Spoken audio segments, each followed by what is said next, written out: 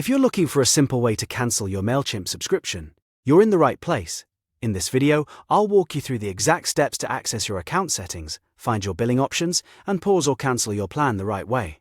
This is a quick tutorial, but it can save you a lot of time if you're no longer using Mailchimp or you just want to stop future charges. If this video helps you, please hit the like button and subscribe for more easy software tutorials. Alright, let's jump in. First, open your browser and go to Mailchimp.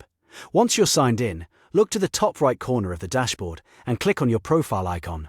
This is where Mailchimp keeps your account-related options, including billing and subscription settings.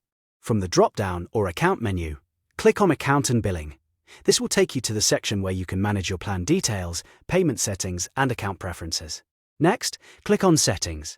In this area, Mailchimp organizes the controls for your subscription and account configuration. After that, look for the option that says Manage My Plan. Click that to open the plan management page, where you can review your current subscription and see the available changes.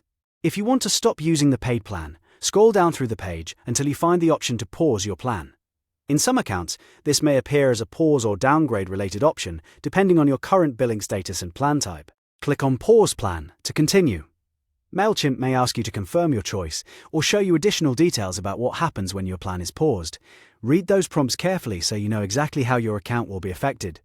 Once you confirm, your subscription changes will be applied. If your goal is to fully cancel or stop future billing, make sure you follow any final confirmation steps Mailchimp gives you before leaving the page. It's always a good idea to double-check your billing section afterwards so you know the plan has been updated successfully. And that's it.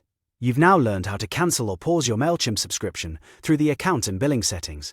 If you found this useful, please give it a like, subscribe for more step-by-step tutorials, and I'll see you in the next.